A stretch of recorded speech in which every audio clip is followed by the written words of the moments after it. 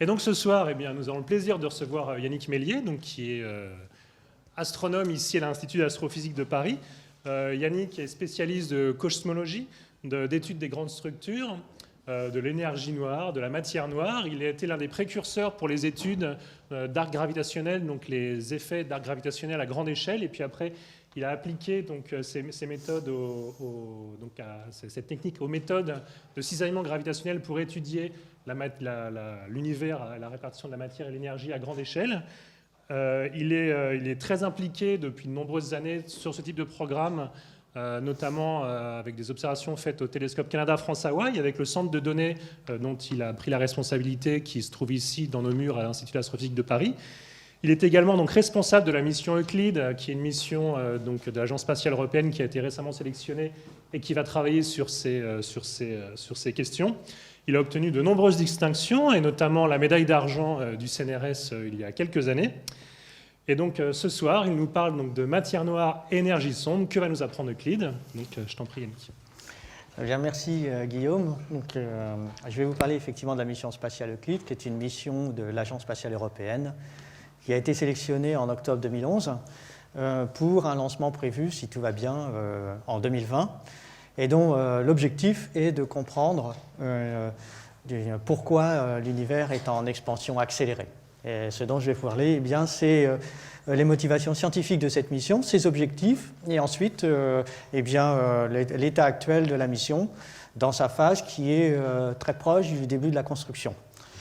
Alors, tout a commencé en fait pour remonter au début des années 30, à la mise en évidence par Edwin Hubble de l'expansion de l'univers, donc qui est basée sur des observations où on compare en fait la vitesse des galaxies, la vitesse des galaxies relativement à la Terre, et on compare cette vitesse à la distance de ces galaxies. Et Edwin Hubble a montré qu'il existait une relation simple entre la distance d'une galaxie et sa vitesse d'expansion, donc qui caractérise donc la vitesse par rapport à nous, et c'est une voie linéaire qui ne dépend que d'une seule constante qui s'appelle la constante de Hubble. Donc en fait, plus une galaxie est distante relativement à la Terre, plus sa vitesse relativement à nous est grande, et c'est une vitesse d'éloignement. Donc le fait que ce soit une vitesse d'éloignement, ça nous montre que notre univers est en expansion. Et que veut dire que l'univers est en expansion? Les galaxies elles-mêmes ne bougent pas, c'est l'univers lui-même qui grandit, ce qui fait que si vous voyez l'univers à deux instants donnés, eh bien, vous allez voir que la grille, elle, a grandi, parce que l'univers grandit, les tailles des galaxies, elles, n'ont pas changé, elles sont toujours de même dimension, et la distance entre les galaxies s'accroît. C'est ça le phénomène d'expansion de l'univers, c'est bien l'univers qui est en expansion, les galaxies elles-mêmes ne bougent pas nécessairement dans cet univers. Alors c'est quelque chose qui est parfaitement connu, qui est bien établi sur un certain nombre de faits observationnels dont on peut débattre, mais pour le moment c'est parfaitement consolidé et on ne voit pas de contradiction sur les observations dont on dispose qui pourraient remettre en cause potentiellement cette expansion. Alors, étant donné qu'elle est fondée quand même sur une base extrêmement solide, on a regardé ensuite plus en détail les propriétés de cette expansion. Et en 1998, deux grandes équipes simultanément ont observé un autre phénomène en regardant en fait les luminosités apparentes des supernovae de type 1A. Ce sont des étoiles très particulières qui émettent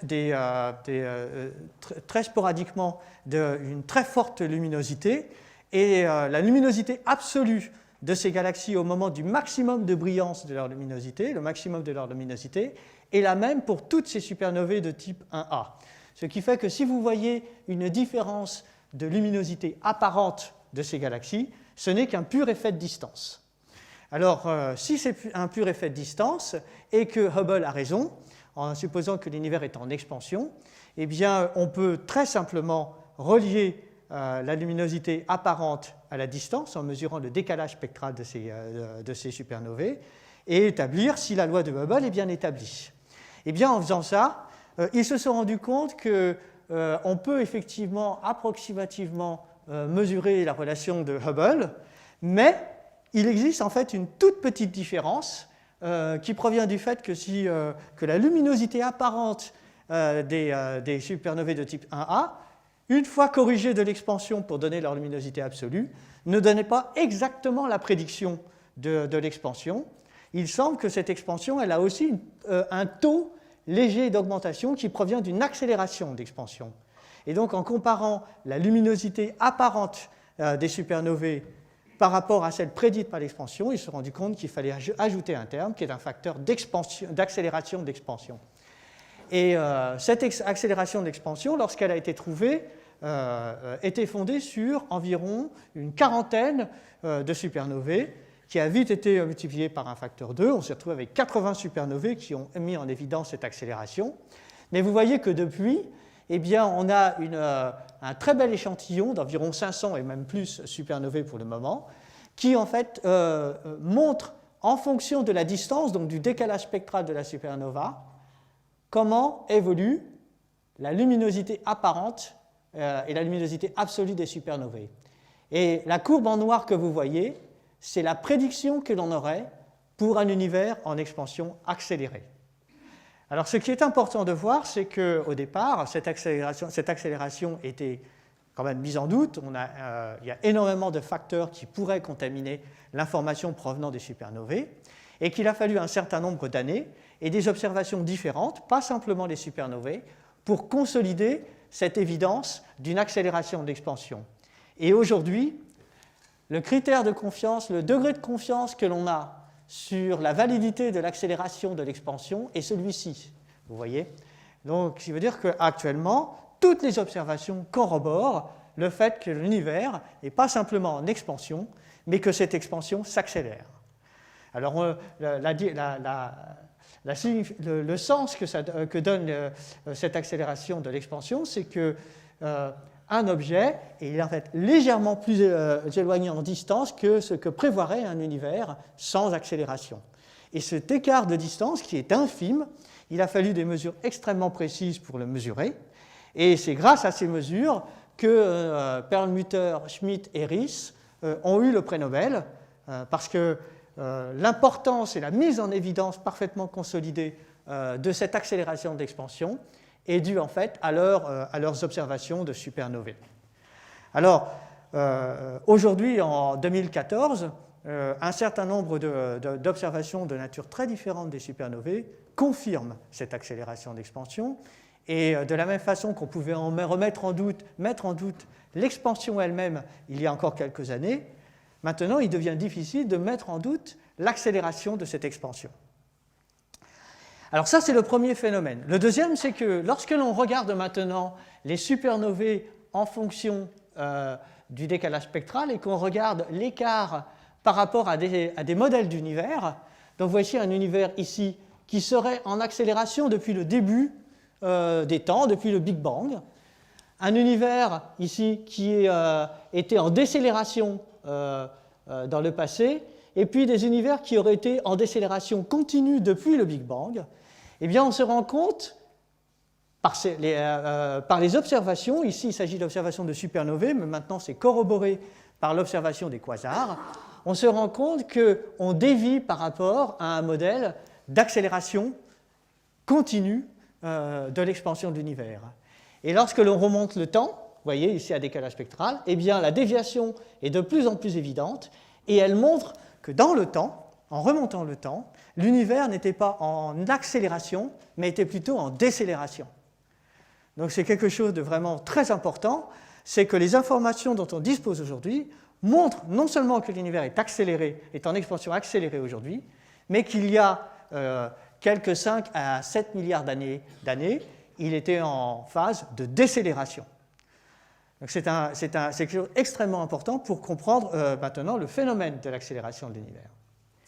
Alors, si l'univers a subi une phase de décélération et puis ensuite une phase d'accélération, eh bien, dans les scénarios cosmologiques que l'on va construire, on est obligé d'introduire maintenant une phase nouvelle dans notre univers.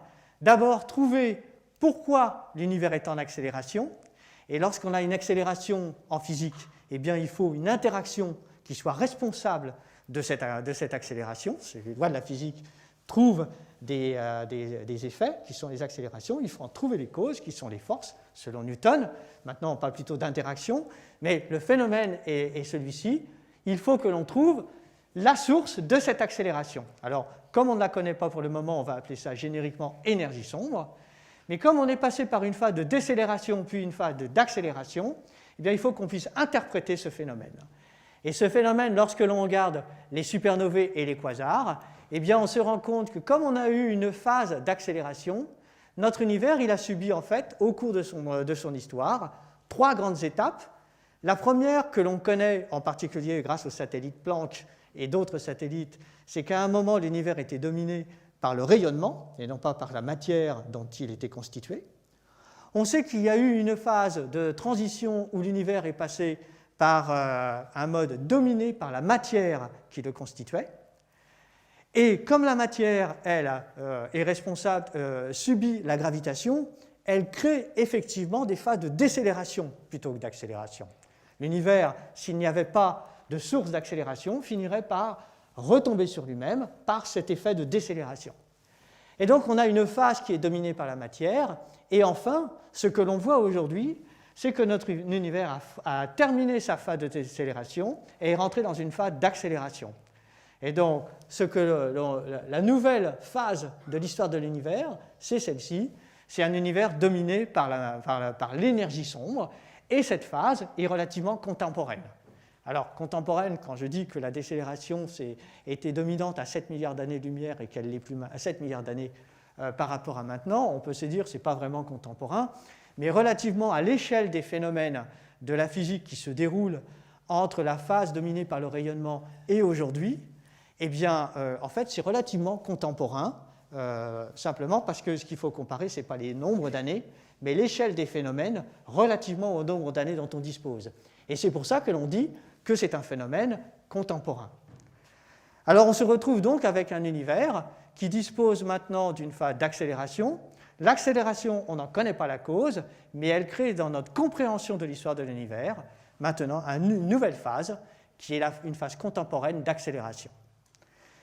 Et enfin, le dernier phénomène que l'on constate, c'est que quand on regarde la source responsable de cette accélération, donc qui en est la cause, qu'on va appeler énergie sombre, et qu'on regarde quelle est la contribution relative de cette énergie sombre dans les contributions matière-rayonnement de l'univers, matière-énergie de l'univers, eh bien on se rend compte que cette énergie sombre, aujourd'hui, domine très largement les contributions matière-énergie de notre univers.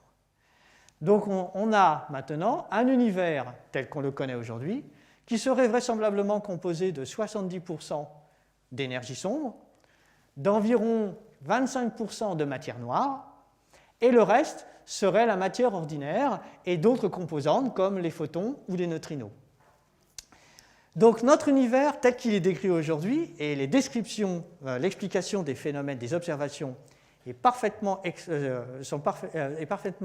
représenté par un scénario qui comprendrait de la matière noire et de l'énergie noire, mais ces deux composantes représentent 95% du contenu matière-énergie de notre univers, mais on n'en connaît pour ni la matière noire ni l'énergie sombre, on en connaît la nature. Donc on se retrouve avec un gros paradoxe qui peut justifier qu'on mette en doute cette explication matière sombre et énergie sombre, mais pourtant on arrive à expliquer tous les phénomènes en incluant quelque part ces deux choses qu'on pourrait appeler des épicycles, mais qui sont aujourd'hui les grands objets de la physique, trouver la nature de la matière noire et trouver la nature de l'énergie sombre. Alors pourquoi l'univers est en expansion accélérée? Donc il faut tenter d'expliquer d'où il provient, donc il faut faire appel à des scénarios théoriques pour en tenter d'expliquer la nature de cette énergie sombre, et puis ensuite confronter ces scénarios à ce que nous apporte l'observation astrophysique, et en particulier les grandes cartographies du ciel qui explorent l'univers à très très grande échelle. Donc, deux questions qui nous préoccupent: quelle pourrait être la nature de cette énergie sombre, et comment les observations peuvent nous aider à répondre à cette question.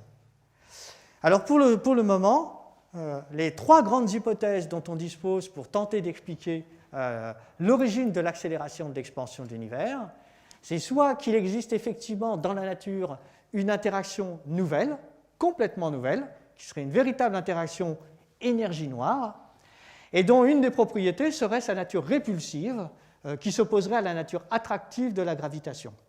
Donc on aurait un scénario où on aurait un combat de titans aujourd'hui entre une force attractive et une force répulsive, l'une produite par la gravitation, l'autre produite par l'énergie sombre.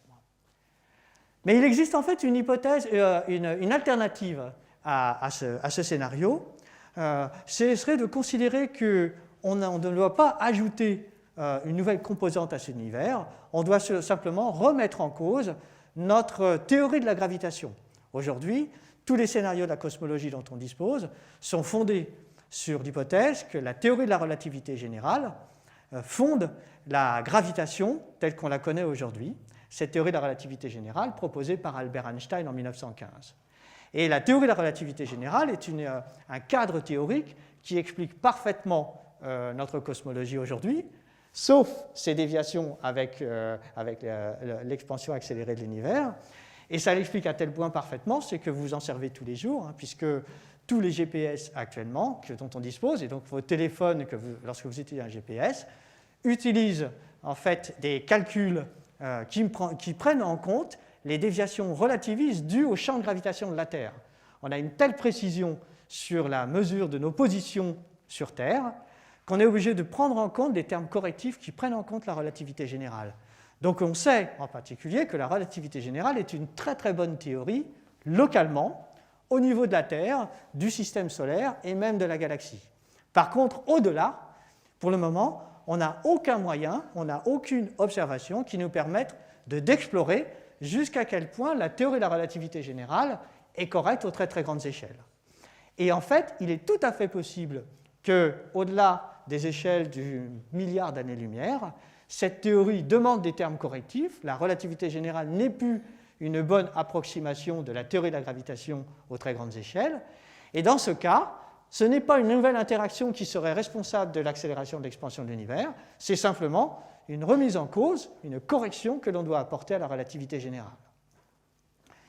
Alors ça, c'est l'alternative, et elle est en fait aussi pertinente que l'idée d'une interaction nouvelle. Et en fait, il existe une troisième hypothèse, ce serait le fait qu'on peut tout à fait remettre en cause un des principes fondamentaux de la cosmologie qui stipule que l'univers est homogène et isotrope. Or, dès que l'on part d'un principe de cette nature, comme l'homogénéité et l'isotropie de l'univers, ce principe impose comment on doit mesurer des distances dans cet univers.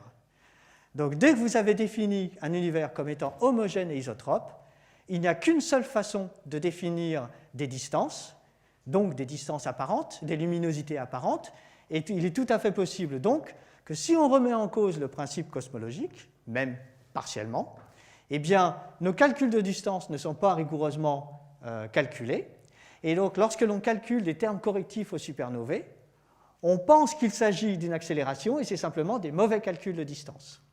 Dans ce cas-là, eh bien, il faudrait remettre en cause le principe cosmologique, soit globalement, soit plus localement, c'est-à-dire que notre univers, localement, aurait des déviations par rapport à un univers homogène et isotrope, et dans ce cas-là, eh bien, nos calculs de distance demandent des termes correctifs, et c'est simplement cela qu'on est en train de voir, et non pas un effet de l'énergie sombre. Donc voici les trois grandes hypothèses. Voilà. Dans tous les cas, ce que l'on sait, c'est que quel que soit le résultat d'observation pour falsifier, pour tester, pour explorer ces hypothèses, on s'attend forcément à une révolution pour la physique. Une remise en cause de la relativité générale est une véritable révolution aux grandes échelles. L'introduction d'une nouvelle interaction est aussi une révolution pour la physique. Et la remise en cause du principe cosmologique, c'est bien une remise en cause, en fait, de la structuration, de l'organisation lui-même de notre univers, globalement ou localement. Donc, dans tous les cas, on sait qu'au travers l'analyse et l'exploration de l'origine de l'accélération de l'expansion se cache une véritable révolution pour la physique, vraisemblablement. Et donc, la question qui se pose, c'est comment va-t-on faire pour explorer cette énergie sombre ou la source de l'accélération de l'expansion. Alors, étant donné qu'on a une force attractive d'un côté, qui est la gravitation, et de l'autre une force répulsive s'il s'agit d'une interaction nouvelle de l'autre, qui serait l'énergie sombre, eh bien vous voyez que lorsque l'univers grandit, étant donné que la quantité de matière dans cet univers est constante, si vous augmentez la taille de cet univers, la densité de matière diminue. Voilà. Par contre, pour l'énergie sombre, ce n'est pas du tout le cas, parce que s'il s'agit d'une énergie, effectivement d'une interaction nouvelle, il s'agit en fait d'une propriété intrinsèque de l'espace-temps. C'est un champ d'énergie qui est une propriété de l'espace-temps lui-même. Et donc, il n'y a a priori aucune raison que lorsque l'univers grandit, la densité d'énergie associée à l'énergie sombre diminue. Par conséquent, si vous attendez suffisamment longtemps dans un univers en expansion, la densité de matière va diminuer progressivement, alors que l'énergie sombre risque de rester relativement constante. Et à un certain moment, elle doit nécessairement dominer sur la matière. Donc, introduire dans un univers une énergie sombre responsable de l'accélération, ça signifie nécessairement qu'on va avoir dans l'histoire de l'univers un combat entre ces deux objets, la gravitation et l'énergie sombre. Et c'est pour ça que tout à l'heure, je vous ai parlé d'une troisième phase, qui est la phase dominée par l'énergie sombre, alors qu'auparavant, on était dans une phase dominée par la matière, c'est-à-dire la gravitation. Alors ce combat, quel impact il doit avoir sur notre compréhension de l'univers? Quelle est la conséquence immédiate?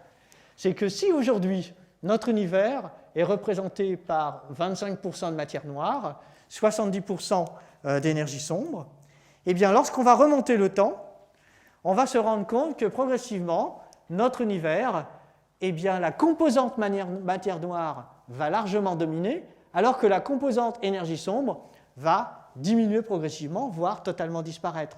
Simplement parce qu'en relatif, dans un univers de plus en plus dense, lorsqu'on remonte le temps, la matière noire domine. Et à un certain moment, eh bien, en particulier dans l'univers qu'observe le satellite Planck en particulier, eh bien, la matière noire est très largement dominante et vous voyez que l'énergie sombre elle-même devient complètement négligeable.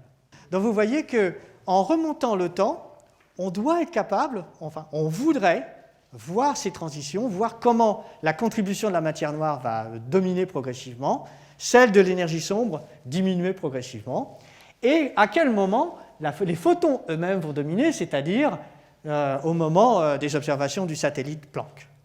Alors, quels sont les scénarios? On pourrait avoir un scénario de ce type, voir qu'il y a environ 13 milliards d'années, l'univers était dominé par la matière noire avec très peu d'énergie sombre en contribution.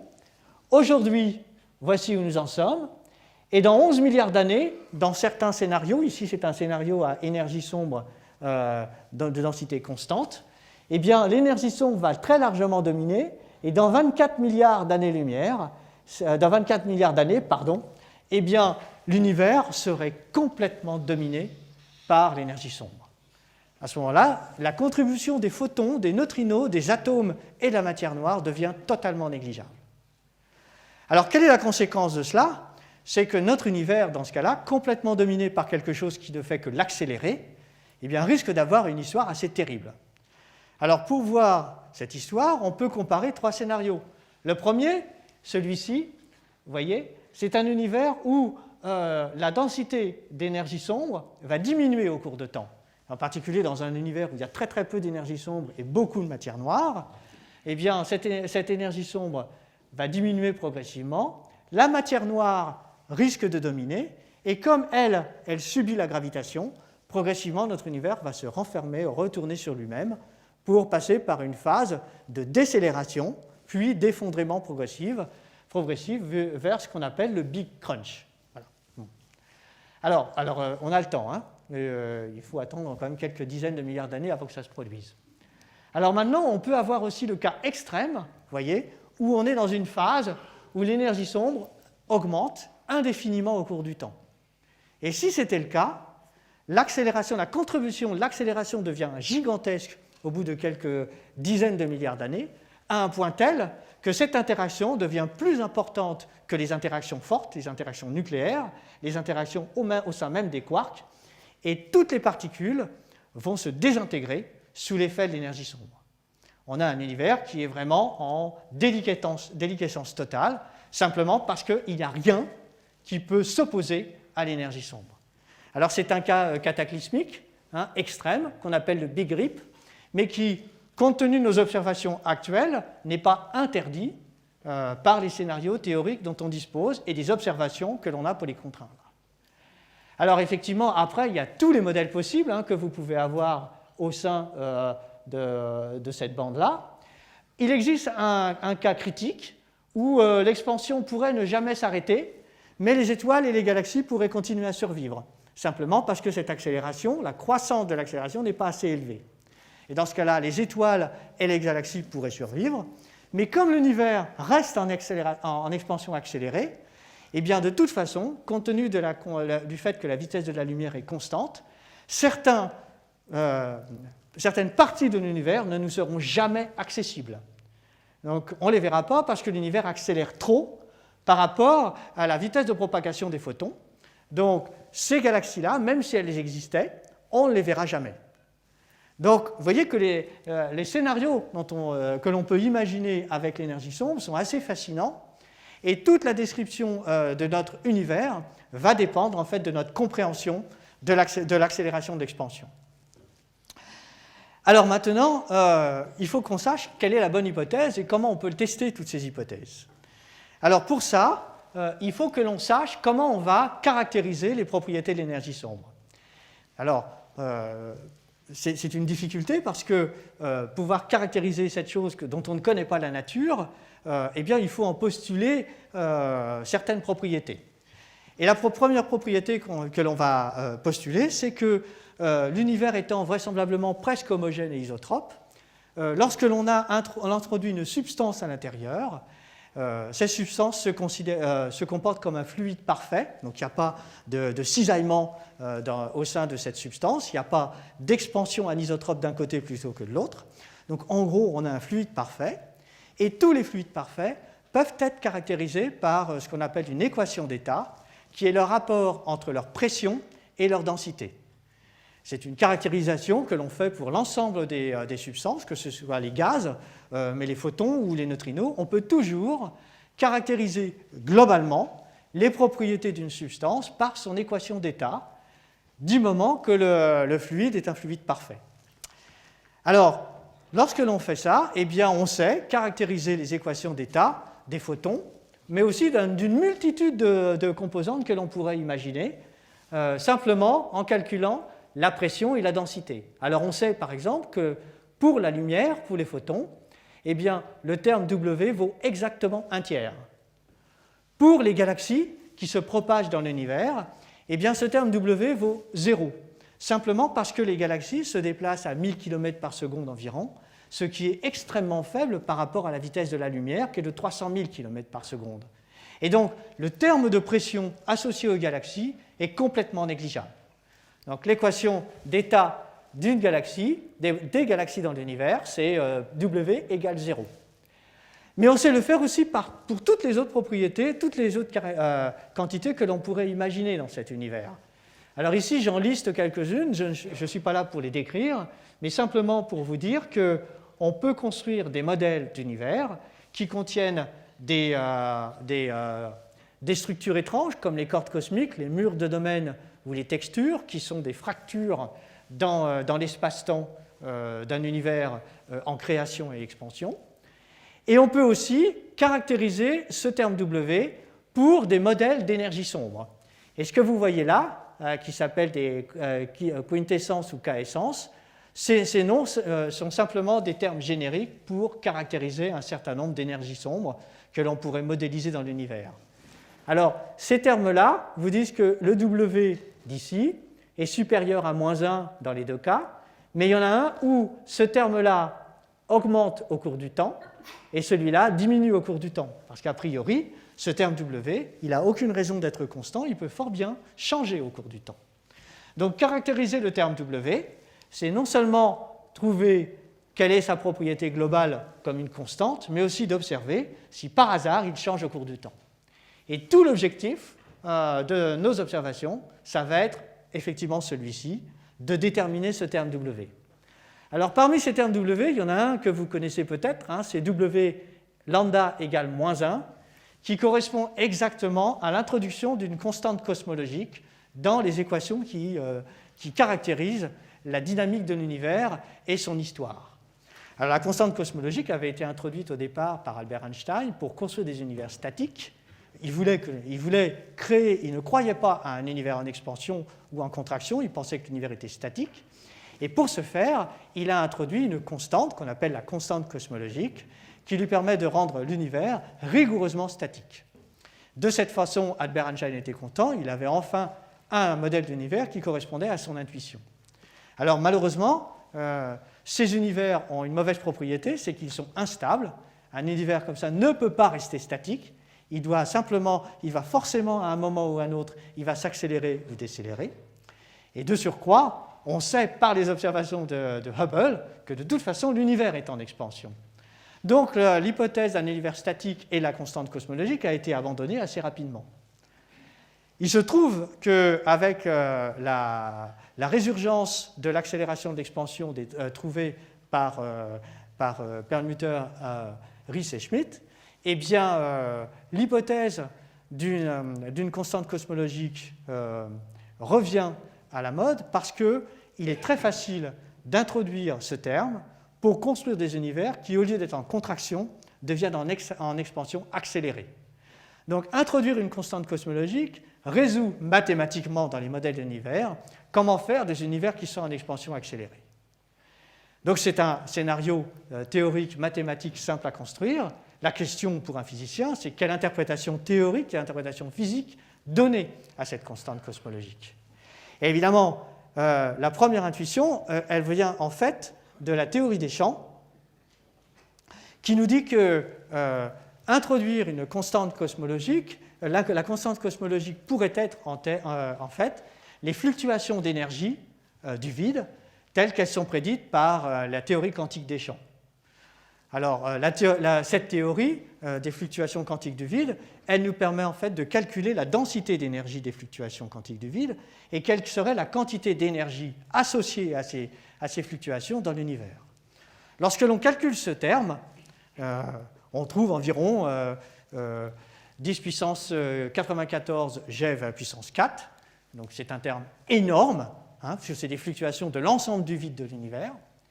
Alors que quand on compare à la fraction d'énergie introduite par l'énergie sombre dans un univers en expansion accélérée, on trouve que la densité d'énergie associée à cette énergie sombre est de l'ordre de 10 puissance moins 29 grammes par centimètre cube, ou environ 10 puissance 54 GeV au puissance 4. Donc il y a en fait 10 puissance moins 51, il y a 10 puissance 122 rapports d'amplitude entre l'énergie du vide telle qu'elle est produite par la prédiction de la théorie quantique des champs et la densité d'énergie qu'on observe dans l'univers qui est la source de l'accélération de l'expansion. Donc avoir 122 ou 123 ordres de grandeur de différence est évidemment totalement inacceptable, ça veut dire qu'on n'a pas trouvé la bonne explication. Alors on peut traiter le problème différemment en introduisant en particulier des particules supersymétriques dans la théorie standard de la physique des particules, mais même lorsqu'on fait ça, eh bien, il y a toujours un rapport de l'ordre de 10 puissance 58 entre la densité d'énergie du vide dans un modèle de théorie des champs avec particules supersymétriques et l'introduction de la densité d'énergie du vide telle qu'elle est calculée par l'accélération de l'expansion. Donc dans tous les cas, on est face à un énorme problème qui effectivement trace quelque part, vous savez, une révolution de la physique, c'est que si W valait rigoureusement moins 1, c'est-à-dire qu'il s'agit d'une constante cosmologique, alors on est face à un véritable challenge pour l'astrophysique et la cosmologie d'un côté, mais aussi pour la théorie quantique des champs et la physique des particules, puisque les deux densités d'énergie diffèrent par 10 puissance 122 ou 123 en rapport de densité d'énergie. Donc il y a une énigme là, et vous voyez pourquoi c'est fascinant d'observer l'énergie sombre. Alors, ça c'est le premier point. Le deuxième, c'est que ces termes-là, vous voyez ici, vous disent que si vous voulez caractériser l'énergie sombre, eh bien en fait, il faut caractériser W. Tout l'enjeu, pour nous, ça va être de calculer les propriétés de ce terme W. Est-ce qu'il est constant? Est-ce qu'il vaut rigoureusement moins 1, comme le prédit comme serait le cas d'une constante cosmologique? Ou bien est-ce que ce terme, change au cours du temps. Et tout l'objectif, ça va être ça. Alors pour ça, eh bien, vous libérez l'accélération d'expansion aux théoriciens, et les théoriciens vous inondent de modèles théoriques qui pourraient être possibles et qui rendraient compte de l'accélération d'expansion. Alors, je ne vous inonde pas de milliers de modèles, mais je vous dis à peu près, voilà une description d'un certain nombre de scénarios où on calcule donc le terme W en fonction du temps ou du décalage spectral. Et là, vous avez donc le décalage spectral. Et voici, les courbes noires et bleues sont simplement des modèles d'évolution du terme W en fonction du décalage spectral. Et vous voyez que vous pouvez en construire autant que vous voulez, autant que votre imagination peut en construire. Et l'imagination des théoriciens, évidemment, est assez abondante. Et donc, on peut ici construire des milliers de modèles qui permettraient de scénarios qui nous donneraient en fait des termes W en fonction du temps ou du décalage spectral. Alors, on peut maintenant proposer ces modèles face aux observations dont on dispose aujourd'hui. Et lorsqu'on fait ça, voici les modèles qu'il reste. Donc, c'est la même figure que celle-ci, seulement tous les modèles qui sont là sont déjà éliminés par les observations dont on dispose. La distribution des galaxies dans l'univers, les effets de lentilles gravitationnelles, le fond de rayonnement cosmologique, tel qu'il est observé par WMAP et le satellite Planck. Grâce à toutes ces observations, eh bien déjà, tous ces modèles sont éliminés. Alors, on peut se satisfaire, mais vous voyez en fait qu'il en reste quand même pas mal. Et donc, discuter ces modèles, ça reste encore un challenge. Alors, on va zoomer un petit peu cette partie. Voici la même partie. Maintenant, vous voyez là, ici, l'échelle. Ça vaut exactement 0,1. Donc, ici, vous avez W qui doit être 0,5. Il y a 0,1 d'écart par graduation que vous voyez là. Et vous voyez qu'un dixième de ce 0,1, c'est-à-dire 1% de variation, c'est l'épaisseur du trait. Donc ça vous dit, en regardant cette courbe, que si vous voulez caractériser l'énergie sombre à partir d'une caractérisation de W, eh bien, il faut avoir des mesures qui ont en gros la précision de l'épaisseur du trait que vous avez là. Et compte tenu de l'entrelacement de ces modèles, eh bien, il faut avoir cette précision sur une grande base de temps, donc à plusieurs décalages spectraux. Donc tout l'objectif d'une mission qui voudrait caractériser les propriétés de l'énergie sombre, c'est d'atteindre une précision de W au cours du temps, et ensuite de construire, de faire ces observations par tranche d'univers, c'est-à-dire par tranche de temps. Et donc pouvoir mesurer avec cette précision tout au long de cet axe sur environ 10 milliards d'années-lumière. C'est ça l'objectif qu'on doit atteindre. Alors que sait-on maintenant avec les données observationnelles aujourd'hui? Alors pour ça, j'ai repris les observations de Planck. Planck, lui, est capable de calculer, compte tenu de toutes les observations dont il dispose, et en même temps des observations des supernovae, il est capable de nous dire quelles sont les contraintes actuelles sur W, en faisant l'hypothèse que W est caractérisé par un terme qui dépend du temps et un terme qui n'en dépend pas. Donc vous faites l'hypothèse que le W, sa dépendance temporelle, c'est en gros W égale W0 plus un tout petit terme qui dépend faiblement du temps. Voilà. Et lorsque vous faites ça, et que vous regardez les contraintes qu'apporte Planck, eh bien les voici. Voici les Planck plus d'autres observations actuelles, notamment les supernovae. Voici où nous en sommes. Et vous voyez que W égale moins 1 est toujours compatible avec ces observations. Par contre, ces observations vous disent aussi que finalement, il y a encore toute une panoplie de scénarios qui sont possibles et il n'est absolument pas évident que W égale rigoureusement moins 1. Ça, c'est la première constatation. La deuxième, c'est que ce scénario-là, il vous dit aussi qu'on dévie aussi en termes du terme qui dépend du temps. Donc non seulement W pourrait être rigoureusement différent de moins 1, mais il peut aussi changer au cours du temps. Rien ne l'empêche avec les observations de Planck actuelles. Et ça, c'est vraiment la chose fondamentale. Ça veut dire que grâce aux observations de Planck, on sait qu'il est hors de question, il n'est pas possible aujourd'hui de dire que W est constant, de dire que W vaut rigoureusement moins 1. Ça reste compatible avec ça, mais vous voyez qu'il existe toute une panoplie de scénarios, et en fait, c'est une énorme panoplie de modèles qui pourraient expliquer l'accélération d'expansion de l'univers. Alors maintenant, que va faire Euclide? Eh bien, le satellite Euclide, la mission spatiale Euclide, son objectif, c'est de mesurer ces deux termes, celui-ci avec une précision en utilisant simplement les données d'Euclide, uniquement les données d'Euclide, d'obtenir sur ce terme-là une précision meilleure que 1%. Et en utilisant uniquement les données d'Euclide, d'obtenir sur ce terme-là une précision meilleure que 5%. Si on obtient ça, on aura ce fameux épaisseur du trait comme précision que j'ai évoqué tout à l'heure. Maintenant, ça c'est l'objectif d'Euclide, uniquement avec les données d'Euclide. Si on combine avec les données de Planck, on veut atteindre une précision 10 fois meilleure que ce que je vous ai écrit là.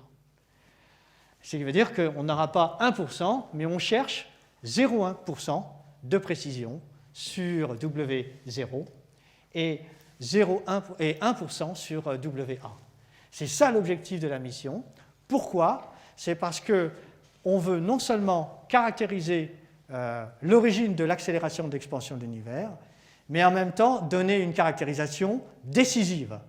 Donc pas sûre, parce qu'en physique on n'est jamais sûr de rien, mais décisive statistiquement. C'est-à-dire que si on vous dit ce scénario est compatible avec les observations d'Euclide, c'est une compatibilité extrêmement forte. Et les modèles qui sont exclus sont véritablement exclus. Il n'y a pas de remise en cause de l'exclusion de modèles. Et c'est tout l'objectif de cette mission, puisque pour obtenir ce type de précision, eh bien, il faut une observation, des observations de très haute précision. Alors la mission Euclide elle-même, eh bien, elle va caractériser ce combat entre l'histoire de la matière noire et l'histoire de l'énergie sombre. C'est véritablement son objectif, remonter le temps et voir comment la matière noire et l'énergie sombre se battent entre elles pour structurer l'univers aujourd'hui. Alors pour ça, eh bien, on va regarder deux choses. D'abord, raconter l'histoire de l'expansion elle-même, comment la phase de décélération et d'accélération se produisent, à quel moment on décélère et à quel moment on accélère, et comment elle caractérise les propriétés globales de distance entre les objets. Donc ça, c'est l'histoire de l'expansion de l'univers. Et le deuxième, on va regarder comment l'univers se structure lui-même, comment, à cause par exemple de l'effet de la gravitation, les objets s'accrètent les uns des autres. En s'accrétant, ils forment des étoiles, des galaxies, des amas de galaxies, des superamas et des grands filaments. Et cette structuration va dépendre effectivement de ce combat entre l'énergie sombre qui a tendance à tirer l'univers, donc à s'opposer à la formation des structures, et la gravitation qui a tendance à accréter les objets et donc à favoriser la formation des structures. Et donc, suivant le dosage de l'un ou de l'autre, eh bien, vous allez avoir une formation de structure qui est pénalisée ou bien renforcée. Et c'est ça que veut observer Euclide. Alors, pour voir la difficulté du problème, j'ai ici repris 5 simulations cosmologiques qui racontent exactement la même histoire. La seule différence, c'est que l'ingrédient qui est injecté dans les simulations est différent. Ici, vous avez un modèle qui contient de la matière noire, mais qui n'a pas d'énergie sombre, pas d'énergie noire. Ici, vous avez un modèle qui contient de la constante cosmologique. Voilà. Et là, vous avez des modèles où le paramètre W est différent, vous voyez. Donc W est négatif, moins 0,3, W est négatif, moins 0,8, et là un W de moins 0,6. Ce que vous voyez, c'est que la structuration de cet univers dans le détail, globalement, vous voyez à peu près les mêmes formes, mais quand vous regardez dans le détail, vous voyez très clairement des différences au cours du temps. Alors ces différences, en fait, lorsqu'on va remonter le temps, vont être de plus en plus évidentes. Vous voyez par exemple que ce scénario-là a un redshift, un décalage spectral de 2, donc on a largement dépassé 7 milliards d'années-lumière. Vous voyez que la structuration des objets compacts en particulier est complètement différente. Donc on va caractériser la structuration de cet univers à toutes les échelles. Aux échelles des galaxies, des amas de galaxies, des superamas, des filaments et des très très grandes structures. Et cette caractérisation par tranche de temps c'est elle qui va nous dire de quel W il s'agit. Alors comment on va faire ça? Eh bien, on va caractériser ces effets justement de structuration et d'expansion. Alors, ce que vous a montré la figure précédente, c'est que les différences entre modèles, en particulier si on ne va pas trop loin, sont très difficiles à différencier parce que les effets de structuration sont infimes. Et donc, vouloir caractériser W, qui est une mesure de haute précision, ça impose d'observer aussi l'univers à haute précision pour pouvoir différencier dans le détail la structuration de cet univers. Et par conséquent, la mission Euclide, elle, veut mesurer avec très grande précision en utilisant des observations faites avec une très grande précision. Alors, pour ça, on va mesurer des effets qui sont infimes, c'est bien ce que je viens de vous dire, qui vont caractériser l'évolution de la distribution tridimensionnelle de la matière noire et des galaxies. On va observer les deux. On veut observer la matière noire et les galaxies. Et puis, on veut regarder la période de transition. Vous savez, cette phase entre une phase dominée par de la matière et la phase dominée par de l'énergie sombre. On veut observer cette transition parce qu'elle va aussi nous caractériser comment W évolue au cours du temps.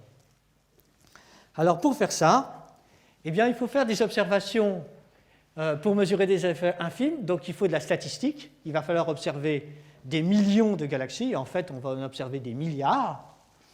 On va mesurer des effets infimes, donc il faut aussi de la très grande précision sur les instruments. Il faut beaucoup d'objets, mais aussi une grande précision dans les mesures.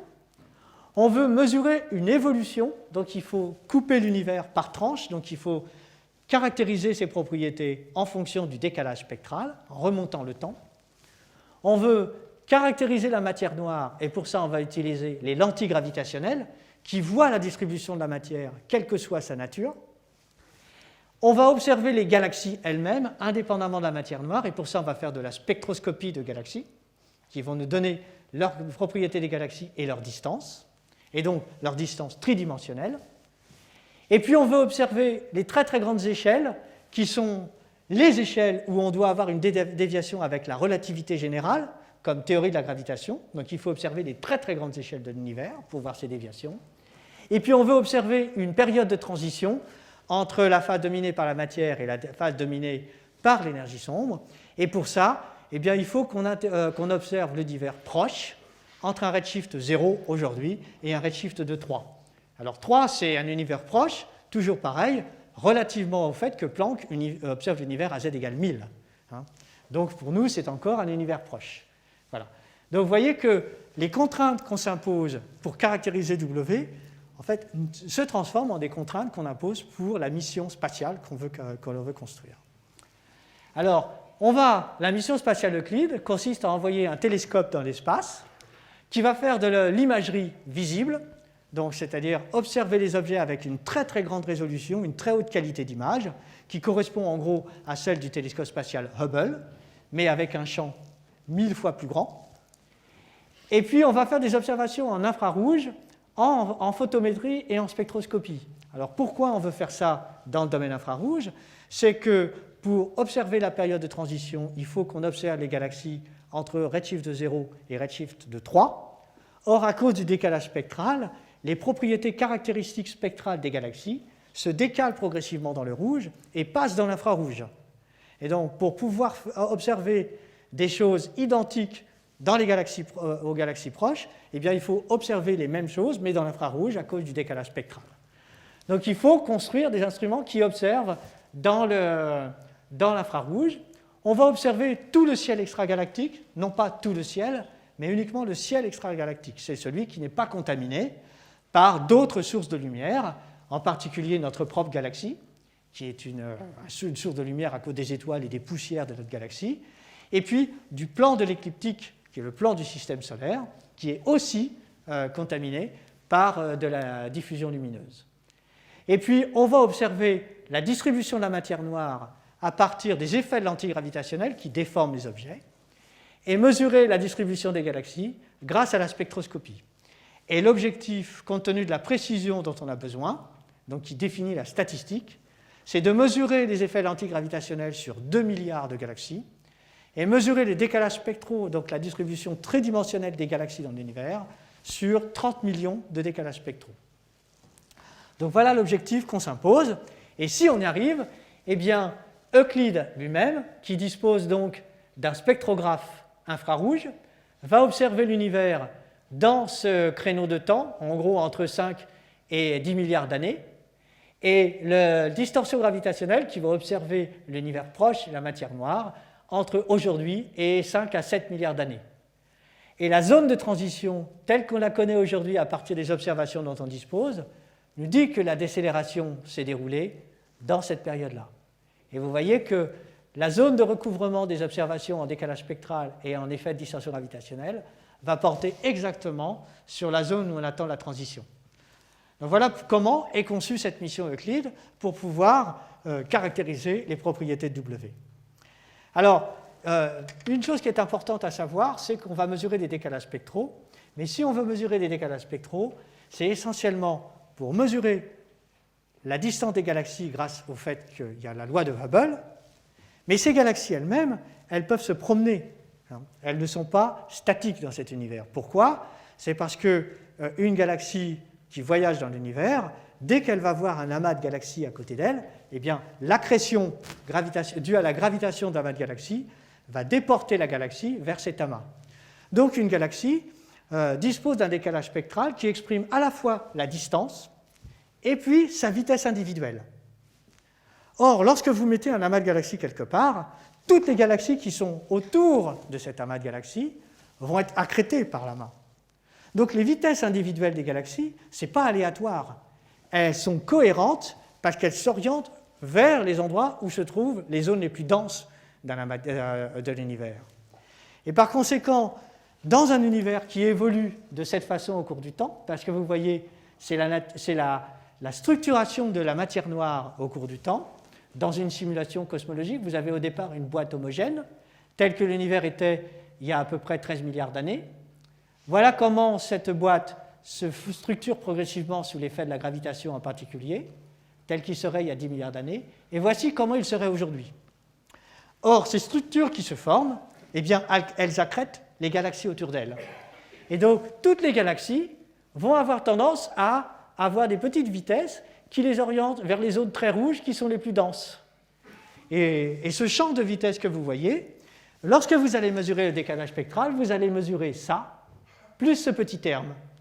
Et ce petit terme, étant donné que c'est cohérent, parce que la matière elle est bien localisée à certains endroits, eh bien, elle va rendre cohérent le décalage spectral, alors que la distance des objets, elle, va nous structurer l'univers en 3D.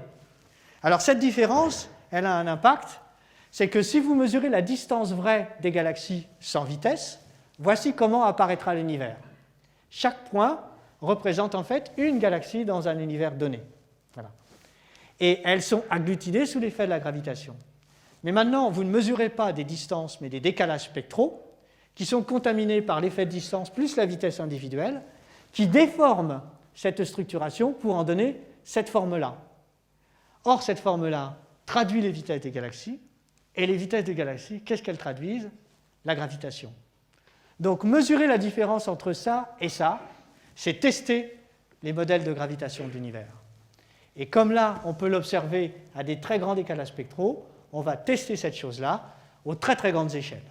Voilà comment on peut tester les modèles scénarios de gravitation à partir de la distorsion qui existe entre une distance vraie et celle que vous mesurez en apparence par le décalage spectral. Et c'est un effet de pure gravité. Alors maintenant, il existe un autre effet de la gravité qui est c'est aussi une distorsion, mais qui s'appelle les distorsions gravitationnelles. Et celui-ci, il vient du fait que la relativité générale nous produit que toute présence de matière modifie localement la courbure de l'espace-temps, et en modifiant localement la courbure de l'espace-temps, elle modifie les géodésiques, c'est-à-dire les trajectoires de la lumière dans cet espace-temps, et au lieu d'avoir une trajectoire qui est purement rectiligne, la présence d'une courbure va modifier, défléchir les rayons lumineux. Et cette déflexion des rayons lumineux, c'est ce qu'on appelle le phénomène de lentille gravitationnelle. Et l'amplitude de cette déflexion, que vous voyez là, est directement proportionnelle aux distances entre l'observateur et la lentille gravitationnelle, et la distance entre la lentille gravitationnelle et la source de lumière, comme un banc d'optique en optique classique. Et l'angle de déflexion que vous mesurez là, celui-là, lui, il est prédit par la relativité générale et il exprime directement la quantité de matière localisée dans la lentille. Donc, les lentilles gravitationnelles, une fois que vous connaissez les distances, mesurent directement où se trouve la masse, quelle que soit la nature de cette matière. On a une observation, on voit la lumière. On voit la matière, pardon, grâce à la lumière. Alors, ce phénomène, on peut représenter sur cette simulation qui l'illustre parfaitement. Vous avez ici un champ qui représente en gros une distribution des galaxies telle qu'elle pourrait être observée par le télescope Hubble. Donc c'est une simulation, c'est pour ça qu'elles sont très belles, il n'y a pas de bruit sur ces images, hein, c'est une image purement simulée.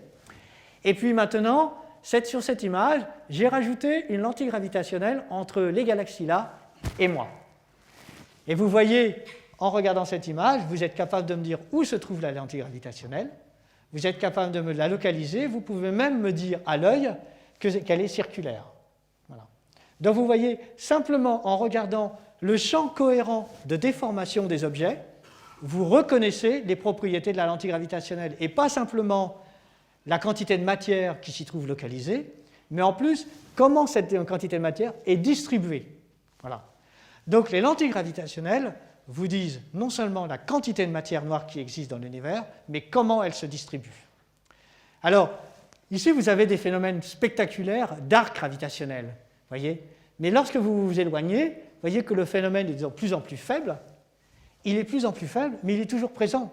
La gravitation n'a pas d'interrupteur. Elle marche à toutes les échelles. Donc, un objet qui est là subit l'effet de l'antigravitationnel de cet objet. Alors, vous ne le voyez pas à l'œil, mais imaginez maintenant que je trace un anneau gigantesque autour et que je fasse la moyenne des déformations de tous les objets localisés dans l'anneau.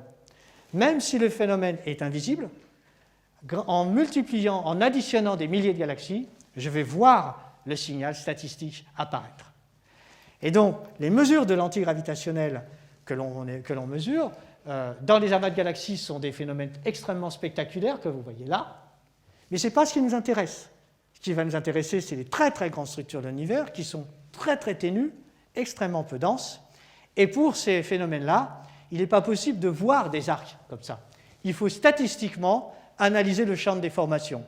De la même façon que si vous mettez un aimant sous une feuille de papier, que vous jetez de la limaille de fer dessus, vous allez voir le champ magnétique apparaître, même à très grande distance, par la cohérence de distribution de l'orientation de la limaille de fer. Et bien là, c'est pareil, c'est la cohérence de l'orientation et de la déformation des objets qui vont nous tracer la distribution de la matière noire. Alors, ce que ça signifie, c'est que, là encore, il s'agit d'une simulation qui trace les très grandes structures de l'univers. Tout ce que vous voyez en rouge sont les zones denses. Plus elles sont brillantes, plus elles sont denses. Et les zones les surdenses correspondent aux amas de galaxies, celles où vous voyez des phénomènes extrêmement spectaculaires comme celui-ci.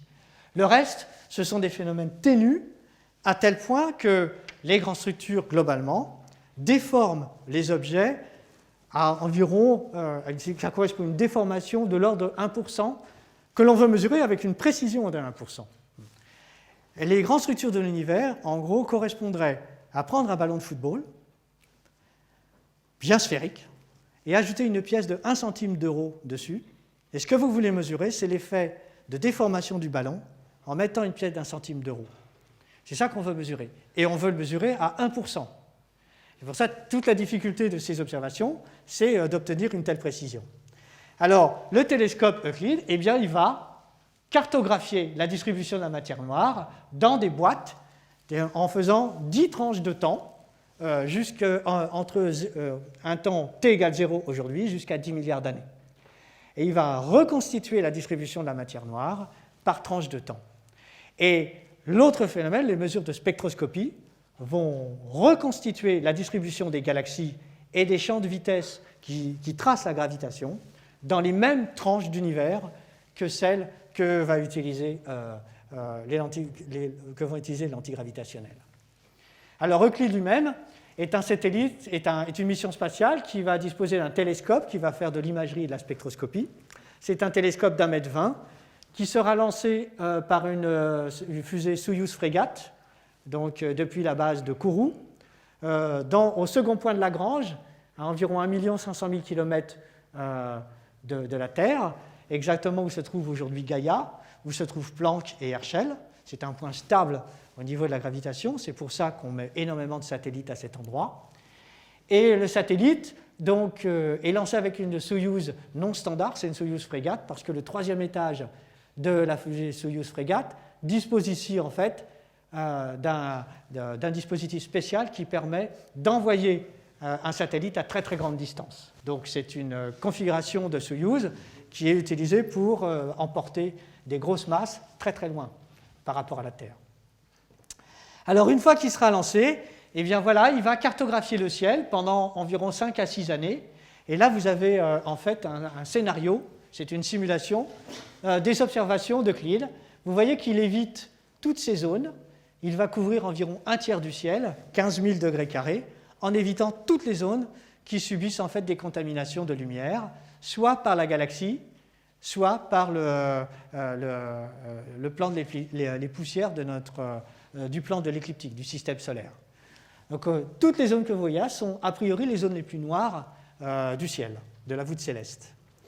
Et puis ensuite, étant donné que c'est un satellite, ce sont des observations spatiales, qu'on veut observer des déformations d'un ballon, vous avez vu, extrêmement faibles, il faut de la très haute qualité d'image, et cette très haute qualité d'image, on ne l'a pas au sol. On est obligé d'aller dans l'espace, parce que dans l'espace, on n'a pas les contraintes mécaniques d'un télescope, et puis on n'a pas la turbulence atmosphérique. Donc l'image, la qualité d'image est excellente, imbattable par rapport à ce qu'on peut faire au sol. Et puis comme on va observer dans l'infrarouge, vous savez que l'émission thermique de l'atmosphère et des optiques sont contaminantes, et il est extrêmement difficile de faire ces observations dans l'infrarouge au sol. On va observer 15 000 degrés carrés dans l'infrarouge, et si nous voulions faire ces observations avec le plus gros télescope infrarouge dont on dispose au sol aujourd'hui, qui est le télescope VISTA qui se trouve à l'ESO, sur le site du Paranal, il faudrait 640 ans. Donc il est impossible de conduire ces observations dans l'infrarouge si on ne va pas dans l'espace.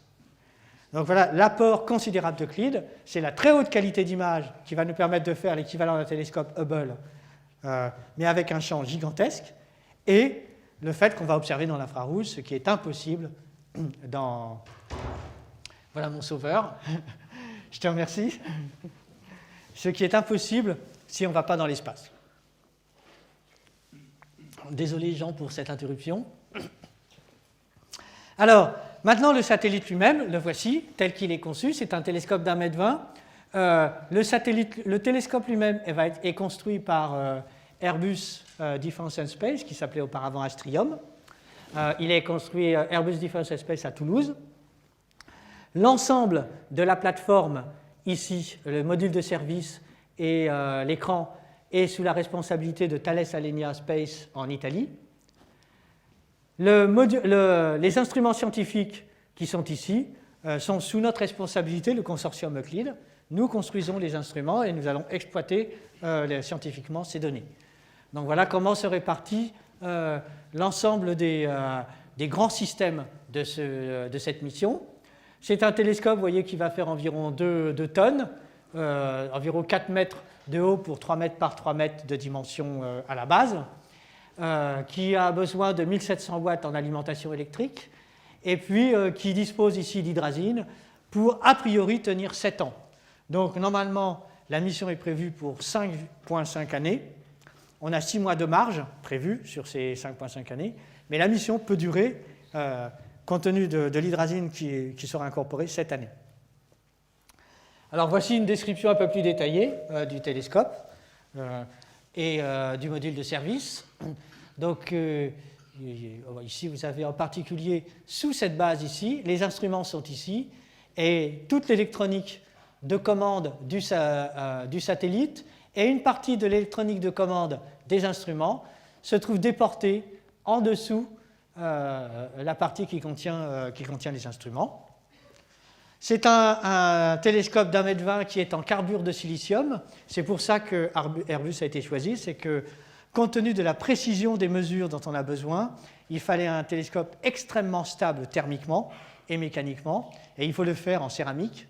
C'est pour ça que le télescope lui-même est fait en carbure de silicium. Et il se trouve que Airbus est le seul constructeur au monde qui a la technologie pour construire un télescope de cette taille, d'1,20 m en carbure de silicium. Donc c'est pour ça qu'Airbus, il y avait un autre compétiteur, et Airbus a été choisi par le fait qu'ils connaissent, ils maîtrisent la technologie de carbure de silicium. Alors voici une autre image, voici le télescope une fois qu'il sera protégé de la lumière extérieure. Donc il est oblique simplement pour éviter la lumière solaire qui va se trouver de ce côté. Voilà. Voici un écorché du télescope lui-même. Alors maintenant, pour aller voir, juste en dessous se trouvent les instruments, donc on va retourner cette partie. Voici retourner le télescope, donc maintenant le télescope est en haut, et vous voyez apparaître les instruments.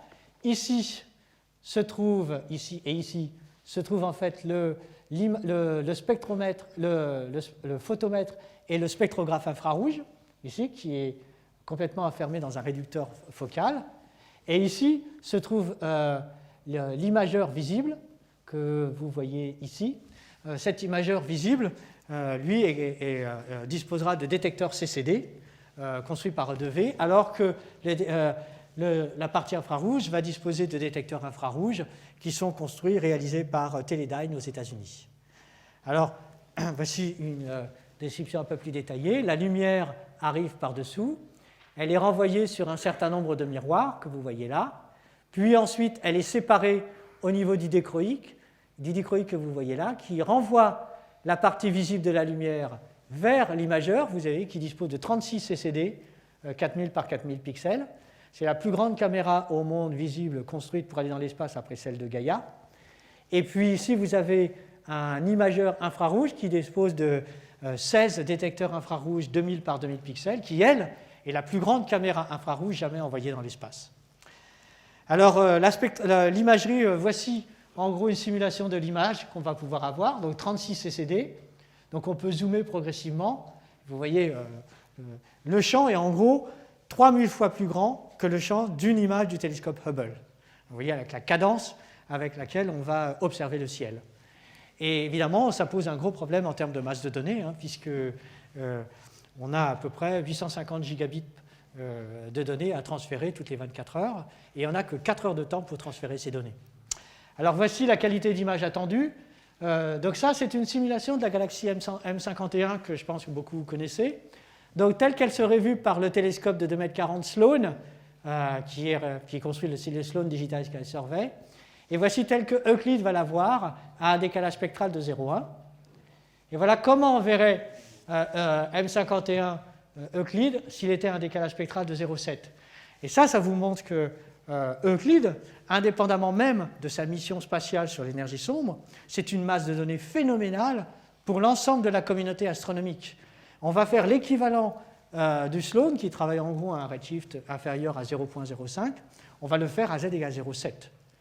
Donc on va faire un super Sloan, mais au lieu de faire proche, ça va être à l'univers tel qu'il était entre 4 et 7 milliards et 10 milliards d'années. Alors voici une autre image qui illustre la qualité d'image en termes de l'antigravitationnel. Il s'agit de la MAD Galaxy Abell 370. Voici une image obtenue au télescope Canada-France-Hawaï, la meilleure image obtenue sur ce télescope, qui est un télescope exceptionnel en qualité d'image optique. Le signe de cette image est de 0,7. Et voilà comment il va le voir grâce à Euclide. Donc vous voyez qu'on a quasiment la qualité d'image du télescope Hubble. Et en termes de spectroscopie, eh bien voilà, on va avoir 16 détecteurs, et voilà les spectres, parce qu'une des particularités de cette spectroscopie, c'est qu'on va la faire sans fente. Donc on installe des disperseurs, et on va faire les spectres de tous les objets qui se trouvent dans le champ. Alors évidemment, on va avoir énormément d'objets. On évite d'installer des pièces mécaniques des fentes, surtout dans l'espace. Pour faire des milliers d'objets, c'est quasiment impossible. Mais du coup, les spectres vont se superposer, parce qu'on n'a pas de fente. Alors pour séparer tous ces spectres qui vont se superposer, eh bien pour chaque champ, on fera 3 poses avec 3 orientations différentes, de façon à avoir les superpositions qui ne sont jamais les mêmes. Et ainsi, on va pouvoir extraire les spectres des objets qui se superposent. Et c'est comme ça qu'on va faire pour pouvoir extraire tout ce signal. Alors, à l'issue de tout ça, si maintenant on regarde ce qu'on va obtenir en termes de contraintes sur l'énergie sombre, je reprends ici une des propriétés qu'on va regarder, c'est comment évolue l'histoire des structures dans l'univers en fonction du temps. Donc ici, on a le temps, le décalage spectral, et là, comment la structuration de l'univers change au cours du temps. Vous voyez ici les barres d'erreur actuelles. Et vous voyez ici les barres d'erreur qu'obtiendra Euclide simplement avec les données de spectroscopie. Et alors, vous en avez 3 à chaque fois, c'est en faisant l'hypothèse que vous obtenez 100% des données attendues par les hypothèses qu'on fait sur le télescope aujourd'hui. Si on n'a que 50% des données attendues, et si on obtient meilleur que 50%, qu'on est à 1,4 en termes d'efficacité par rapport aux prédictions. Et vous voyez que dans tous les cas, comparé aux scénarios d'énergie sombre qui sont répertoriés ici et qui sont des scénarios vraisemblables, eh bien vous voyez que l'on a effectivement une précision absolument fantastique pour séparer tous ces modèles-là. Alors, en particulier pour W et W0, donc en supposant donc que l'équation d'état peut s'écrire sous la forme d'un terme constant plus un terme qui dépend du temps, voici ces 2 termes-là. Voici les données de Planck aujourd'hui, avec des données sur les galaxies. Voici ce que va obtenir Euclide plus Planck, plus Euclide avec les distorsions gravitationnelles et les décalages spectraux des galaxies. Et vous voyez le gain considérable que l'on obtient en termes de précision. Alors maintenant, si on regarde le gain, je vous ai dit tout à l'heure qu'il fallait obtenir mieux que le pourcent. Alors, on va obtenir dans cette configuration, qui est une configuration pessimiste, on fait comme si le télescope était en fin de vie. Il est dégradé parce qu'il subit des rayons cosmiques ou des choses comme ça. On prend le télescope tel qu'il sera en fin de vie et on suppose que c'est sa configuration pour toute la vie. Et dans cette configuration-là extrême, eh bien, on obtient 1,5% sur W et 15% sur WA en utilisant simplement les lentilles gravitationnelles et les décalages spectraux. Si on combine l'ensemble des données d'Euclide, eh bien, on va obtenir 5% sur W et 1% quasiment sur WP, qui était exactement ce qu'on voulait au départ. Et si maintenant on combine avec Planck, eh bien, on obtient presque, vous voyez, 0,1% pour WP et 3,5% pour le terme qui dépend du temps. Le gain par rapport à tout ce qu'on peut construire aujourd'hui et tout ce qui va être construit, c'est environ un facteur entre 50 et 100, donc qui était l'objectif qu'on s'était fixé.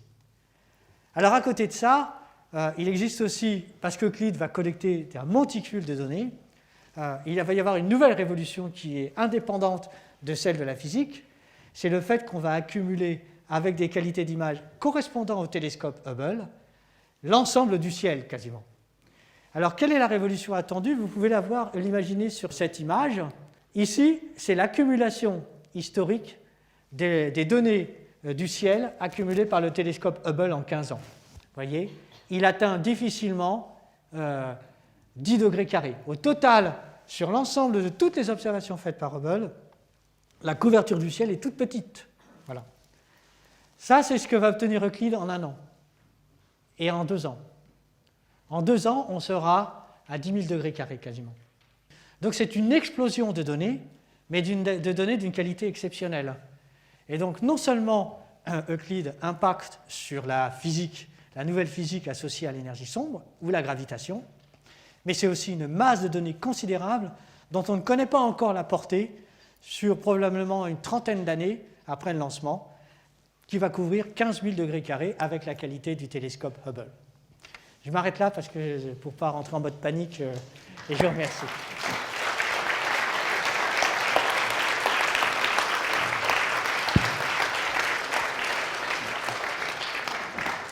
Ok, merci beaucoup pour cette présentation. Y a-t-il des questions, des commentaires dans la salle? Oui. Bonsoir. bonsoir, merci de cette présentation. Vous nous avez fait voir donc un ensemble de spectres assez important de pris par cette machine. Vous avez une idée de la résolution de la résolution spatiale? Oui. Alors, le pixel lui-même va faire 0,1 arc seconde. D'accord. Et la réponse impulsionnelle, la PSF, vous avez le signe, pas le signe parce qu'on n'est pas en... c'est environ 0,2 secondes. Alors, c'est 0,1 seconde par image. Maintenant, pour chaque image, on va faire des petits décalages, donc on aura une super résolution.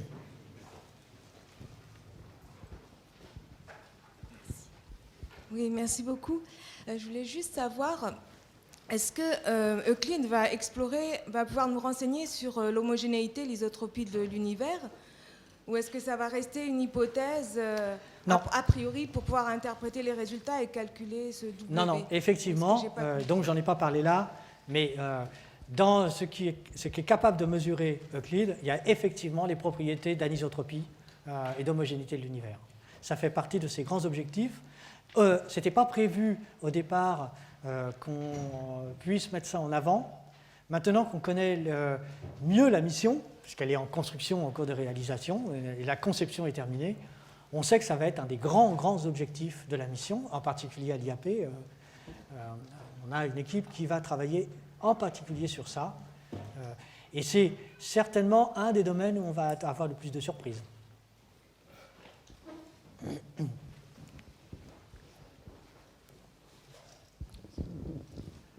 W est égal à P sur ρ.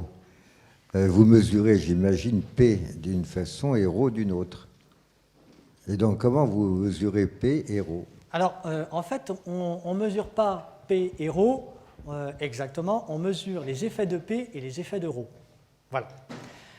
Étant donné que ces effets peuvent être difficilement discriminables l'un de l'autre, on accumule les observables complémentaires.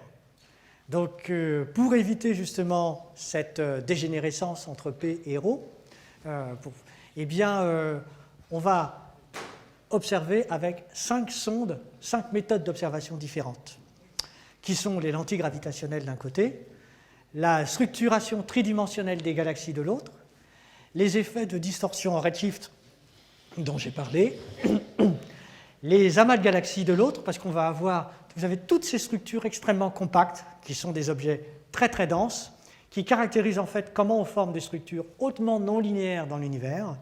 Eh bien, on peut les caractériser en observant les amas de galaxies. Et puis, on va aussi observer les couplages entre les données de Planck et les données d'Euclide. Les données de Planck nous donnent l'univers à z égale 1000. Nous, on va voir l'univers entre z égale 3 et z égale 0 par tranche.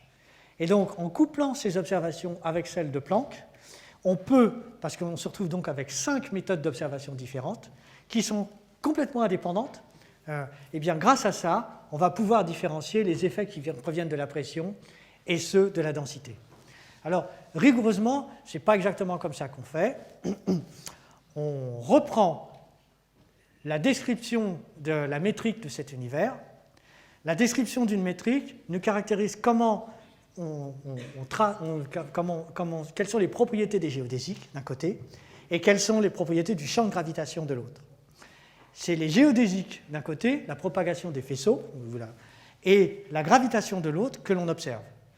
Donc, ces deux sont aussi dégénérés, parce que la pression et la densité se traduisent par, en fait, au départ, par une géodésique différente et un champ de gravitation différent. Et c'est ça qu'on mesure. Alors, il se trouve que les lentilles gravitationnelles sont sensibles aux géodésiques, alors que les vitesses individuelles des galaxies sont uniquement sensibles au champ de gravitation. Voilà pourquoi on peut les découpler. D'autres questions, oui?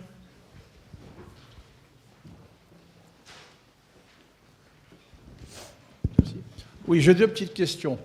J'ai cru comprendre que le projet Euclide était essentiellement un projet français ou franco-européen. Est-ce que, au point de vue financier, quel serait le montant à peu près de l'opération et quelle serait la répartition pour le financement? Ça, c'est ma question purement économique, mais j'ai une autre question plus scientifique. Les grandes théories du début du XXe siècle se sont construites en fait en établissant une unité par rapport à des observations qui avaient été faites et qui étaient incohérentes entre elles. Alors là, vous avez montré qu'il y a plusieurs modèles. Vous avez introduit des tas d'entités, énergie sombre, matière noire, l'antigravitationnel. Vous avez parlé des corps, enfin on parle de, etc. Je veux dire, les théoriciens ne sont pas à court d'imagination. Hein, ça me fait penser un peu aux épicycles dans l'ancienne astronomie pour essayer de rendre un modèle cohérent avec une idée préconçue. Est-ce qu'on peut espérer qu'après ce projet, on va retrouver une unité et qu'on va finalement sortir de toutes ces, je dirais, ratiocinations très théoriques? Voilà. Je réponds d'abord à la première. Alors, le télescope Euclide étant financé par l'ESA, c'est donc par l'ESA, l'Agence spatiale européenne, d'accord? Et il est financé par l'ESA au raison des 2/3. Donc, à ce moment-là, l'ESA, c'est 23 pays qui payent une contribution qui est proportionnelle à leur PIB. Et donc, les grands contributeurs de l'ESA, eh bien, c'est la France, l'Italie, l'Allemagne et l'Angleterre. Donc, c'est eux qui, par l'ESA, contribuent. Mais c'est une contribution ESA, voilà, pour 2/3. Reste 1/3 de la mission. Elle est financée par les agences spatiales nationales. Et c'est dans cette partie, donc de ce dernier tiers, que la France contribue à raison d'un peu plus de 30%, l'Italie un peu moins de 30%, l'Angleterre environ 15%, l'Allemagne environ 10%, et ensuite les autres pays. Donc, quand on parle de contribution française, on parle de cette contribution-là. Et vous voyez que c'est à peu près 30% de 30%. Voilà. Maintenant, il reste la contribution française à l'ESA. Donc voilà, en gros, comment se répartit ça. Maintenant, le coût du télescope, donc c'est le coût total, c'est-à-dire entre la conception, la réalisation, l'opération, l'exploitation, donc jusqu'à environ 2028 à peu près, c'est 1 milliard d'euros. Si vous comparez à des missions comme Planck ou Gaïa, Planck et Gaïa sont un peu plus chers, XMM aussi, mais ça reste une mission moyenne. Euclide est considéré comme une mission moyenne. Voilà. Alors maintenant, pour la deuxième question, évidemment plus dure. Alors c'est vrai, alors j'ai prononcé le mot épicycle au départ, parce qu'effectivement, ça ressemble, c'est indiscutable que ça ressemble à des épicycles. Et tant qu'on n'aura pas, en particulier, trouvé la matière noire, qui est quand même un énorme objet d'intérêt, y compris pour le LHC en ce moment, tant qu'on n'aura pas trouvé la matière noire elle-même, directement, on pourra remettre en cause cette idée même de matière noire. Alors, c'est vrai. Alors, il faut se revenir, vous savez ce qu'avait dit Étienne Klein. Hein, l'hypothèse atomistique, elle est née chez les Grecs. Il a fallu 2000 ans pour détecter les atomes. Donc, on peut avoir des hypothèses qui sont en fait, qui peuvent traîner pendant des milliers d'années avant qu'on arrive à les caractériser. Hein. Donc malheureusement, il n'est pas possible de prédire à l'avance combien de temps il va falloir pour caractériser, déterminer les propriétés de la matière noire. Mais ça fait partie des très très grands enjeux de la physique actuelle, et c'est vrai que plus on mettra de temps à la caractériser, à l'identifier, plus il y aura de gens sceptiques. D'accord ? Mais ceci dit, il est extrêmement difficile théoriquement de remettre en cause l'hypothèse de la matière noire. Et ce n'est pas simplement à cause du fait qu'on a les courbes de rotation des galaxies qui nous disent, au lieu de descendre comme s'il n'y avait plus de matière, elle reste plate, laissant penser qu'on a de la matière invisible qui s'accumule dans les zones externes des galaxies. On le voit sur les courbes de rotation des galaxies. On le voit par les lentilles gravitationnelles, parce que les lentilles gravitationnelles, en gros, elles vous disent l'angle de déflexion, c'est la masse, divisé par un paramètre d'impact. Voilà. Donc quand vous mesurez un angle de déflexion, vous avez directement la masse. Et quand vous faites le rapport entre la masse et la lumière, par cette méthode, vous trouvez 200. Donc vous n'arrivez pas à expliquer cette chose. Voilà. Alors, dans ce cas-là, la seule alternative, c'est si vous êtes obligé de mettre de la matière noire, ou bien vous êtes obligé de remettre en cause la théorie de la gravitation sous-jacente. Il n'y a quasiment pas d'alternative à ça. Alors, vous pouvez aussi remettre en cause des observations des lentilles gravitationnelles et des courbes de rotation, mais même ça pose un problème parce que si vous tentez de construire un univers qui ne disposerait que de matière normale, aujourd'hui, dans un univers en expansion, il n'est pas possible de former les galaxies à temps pour qu'on existe. Parce que lorsque vous mettez de la matière qui subit la pression comme la nôtre, la pression, elle s'oppose à la gravitation. plus vous allez accréter, plus la pression va s'opposer à la formation des structures. La matière noire, elle est sans pression. C'est ça le cœur de ça. Et donc, quand vous avez la formation de quelque chose, il n'y a aucune pression qui s'oppose à la formation des galaxies. Et vous pouvez former les galaxies très tôt. Si vous ne mettez pas ça, vous formez des galaxies tellement tard que nous-mêmes, on a du mal à exister, et on ne devrait pas voir des galaxies aussi lointaines qu'à des redshifts 5, 6 ou 7, voire 8 aujourd'hui, presque 10. Ça ne devrait pas exister. Donc, ce n'est pas simplement les observations des lentilles gravitationnelles ou des courbes de rotation, c'est même la construction de la théorie de la formation des structures qui n'est pas compatible avec l'absence de matière noire. Donc, c'est tout ça qui vous... Donc, ce n'est pas qu'on a prouvé la matière noire, c'est qu'on a un faisceau de présomption qui vous pousse à penser que la matière noire est là.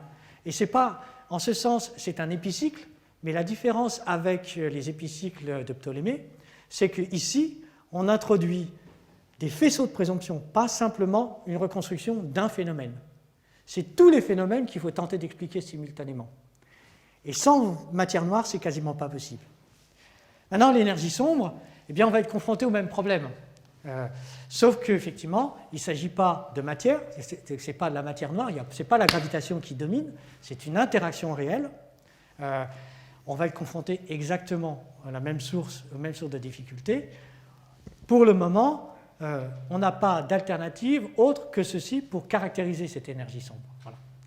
C'est simplement l'observation de l'univers dans son entier qui peut nous caractériser, simplement parce que l'énergie sombre, c'est une propriété intrinsèque de l'espace-temps.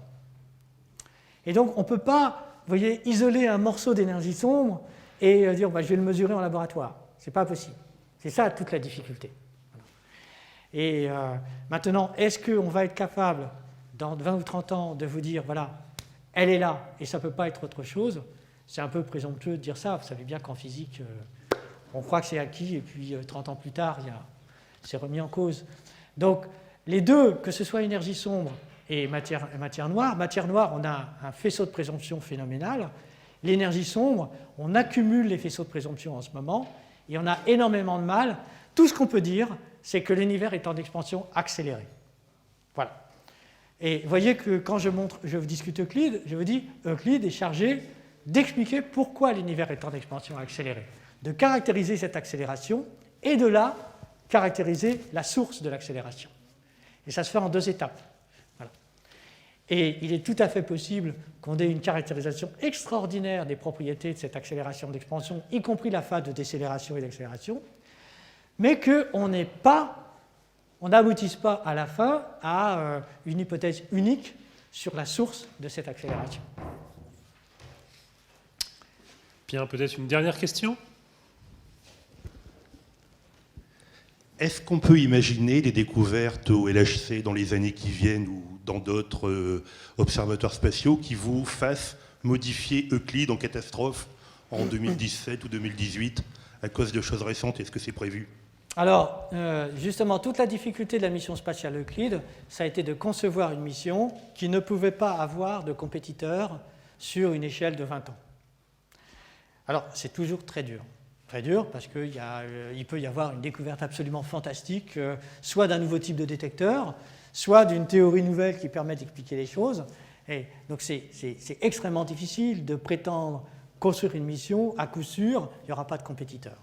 Donc, par contre, ce que l'on sait, c'est que trouver un compétiteur à Euclide sur les 20 ans sera extrêmement difficile. Extrêmement difficile.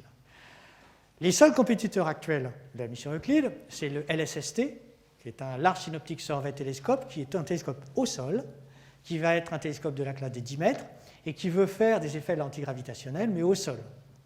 Et évidemment, la barrière à laquelle il va être confronté, ce n'est pas la précision d'une mesure, c'est les effets systématiques associés à cette mesure.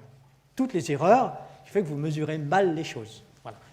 Et là, il ne peut pas y avoir d'alternative à Euclide, et même le LSST convient qu'il ne peut pas être plus précis qu'Euclide. Et actuellement, les discussions avec la LSST, c'est comment utiliser des données Euclide pour calibrer les erreurs du LSST.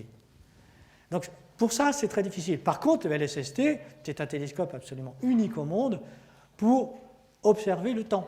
Parce que c'est un énorme collecteur qui va prendre une image toutes les 15 secondes du même ciel. Donc il va, lui, plutôt suivre tous les phénomènes temporels. Maintenant, les effets de l'antigravitationnel, il est impossible qu'il soit meilleur que LSST. Ce n'est pas possible, simplement parce que Euclide est un télescope qui est conçu pour les lentilles gravitationnelles en amont. C'est sa conception même. Voilà. Et il est dans l'espace, en carbure de silicium. Maintenant, il y a des télescopes qui sont en discussion, comme le WFIRST aux États-Unis. Vous savez que l'armée américaine a donné un miroir de 2,40 m à la NSF pour construire un nouveau télescope en astronomie. C'était un télescope de l'armée, des militaires, qui n'ont pas utilisé, donc ils l'ont donné à l'astronomie. Et ce télescope, il va être envoyé dans l'espace, c'est une discussion actuelle, il n'est pas financé encore ce projet, qui veut faire l'équivalent d'Euclide, mais au lieu d'avoir un grand imageur dans le domaine visible, il veut utiliser un grand imageur dans le domaine optique, dans le domaine infrarouge. Mais ce télescope-là, d'abord, il n'est pas construit, ensuite, il ne veut pas couvrir 15 000 degrés carrés, il veut couvrir 2000 degrés carrés. Donc sa science, ce n'est pas la même. Et même si vous voulez faire la même science, les obstacles technologiques associés aux détecteurs infrarouges eux-mêmes ne sont pas résolus. Pourquoi? Parce qu'en particulier, vous savez, un détecteur CCD, c'est des petits carrés, et qu'on appelle des pixels, qui collectent la lumière. Et il se trouve que chaque petit carré, dans le domaine optique, le carré, la lumière à l'intérieur du carré se distribue uniformément.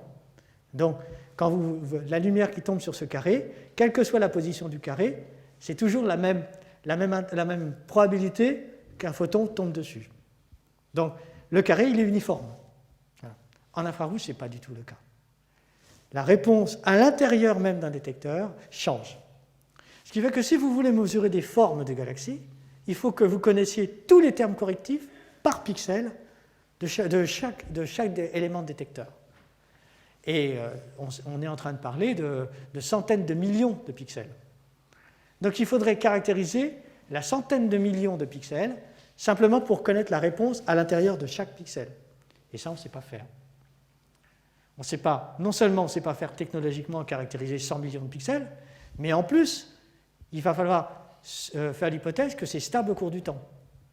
Or, quand vous envoyez un télescope dans l'espace, qui va rester plusieurs années, il n'y a aucune raison que cette réponse, si elle varie, elle soit stable au cours du temps. Donc, pour le moment, il n'y a aucun compétiteur clair. Et de surcroît, même WFIRST, actuellement, l'idée, c'est de l'envoyer à l'horizon 2025, c'est-à-dire 5 ans plus tard qu'Euclide.